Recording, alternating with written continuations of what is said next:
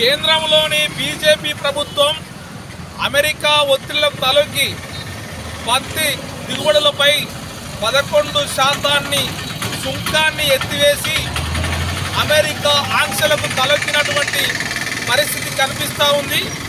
ఆ సుంకాలను ఎత్తివేయడాన్ని నిరసిస్తూ ఈరోజు తెలంగాణ రైతు సంఘం ఆధ్వర్యంలో ఆ జీవో కాపీలను దహనం చేయడం జరిగింది.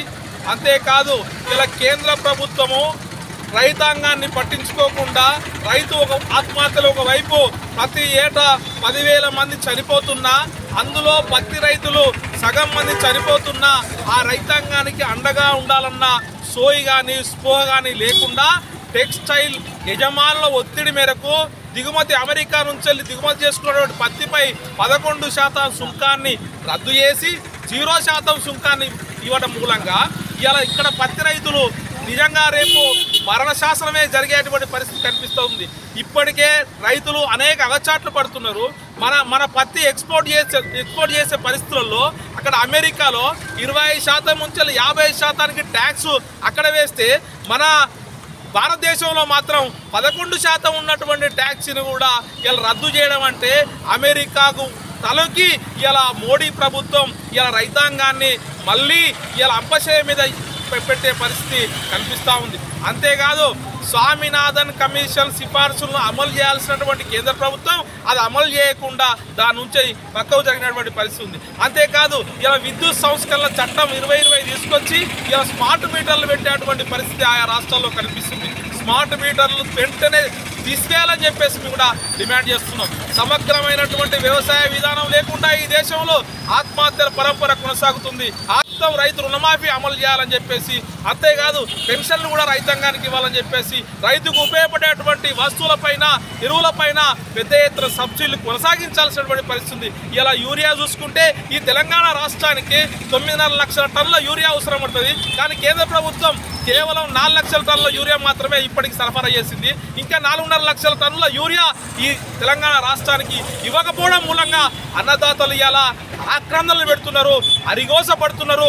ఈ అరిగోసలకు ఆక్రందనలకు రైతుల ఇబ్బందులకు కారణం బీజేపీ ప్రభుత్వమే అని చెప్పేసి చెప్పక తప్పదు. మనకు రావాల్సినటువంటి వాటా, తెలంగాణకు రావాల్సినటువంటి వాటా ఇవ్వకుండా ఇలా నిర్లక్ష్యం చేయడం మూలంగా తెలంగాణలో ఉన్నటువంటి 8 మంది ఎంపీలు 8 మంది ఎమ్మెల్యేలు ఏం చేస్తున్నట్లు, ఏం పని చేస్తున్నట్టు వాళ్ళు ఇక తెలంగాణకు రావాల్సిన వాటా యూరియా తీసుకురావడంలో ఇలా బండి సంజయ్ అట్లా కేంద్ర మంత్రిగా ఉన్నాడు, అలాగే కిషన్ రెడ్డి కేంద్ర మంత్రిగా ఉన్నాడు. కేంద్ర మంత్రులుగా ఉండి యూరియాను తీసుకురావాలంటే అసమర్థమైనటువంటి మంత్రులు మీరు ఉంటే ఎంత లేకుంటే ఎంత ప్రభుత్వంలో మన కష్టాలు తీర్చరా, రైతాంగం కన్నీళ్లు తుడవరా, ఎందుకున్నట్టు మీరని చెప్పేసి తెలంగాణ రైతు సంఘం పక్షాన నిలదీయడం జరుగుతూ ఉంది. అంతేకాదు యూరియాను వెంటనే సరఫరా చేసి రైతాంగాన్ని ఆదుకోవాలని చెప్పేసి ఆ రకమైనటువంటి ఒత్తిడి ఈ రాష్ట్ర ప్రభుత్వం కేంద్ర ప్రభుత్వం పైన తీసుకురావాలని చెప్పేసి తెలంగాణ రైతు సంఘంగా డిమాండ్ చేస్తున్నాం.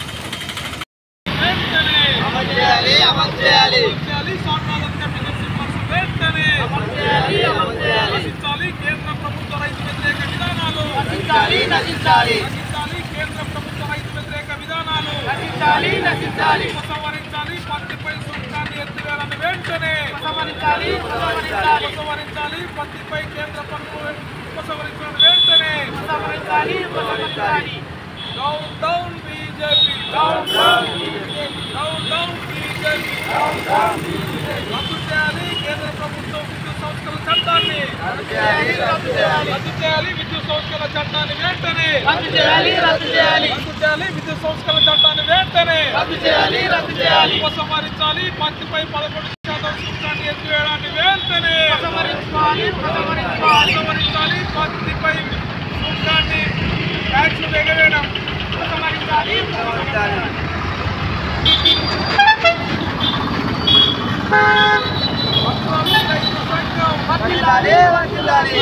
తెలంగాణ రైతు సంఘం, తెలంగాణ రైతు సంఘం. రద్దు చేయాలి విద్యుత్ సంస్కరణ చట్టాన్ని, రద్దు చేయాలి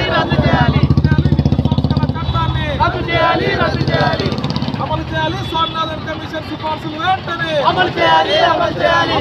స్వామినాథన్ కమిషన్ సిఫార్సులు వెంటనే ఉపసంహరించాలి. కేంద్ర ప్రభుత్వం పత్తిపై 11% సుంకాన్ని ఎత్తివేయడాన్ని ఉపసంహరించాలి.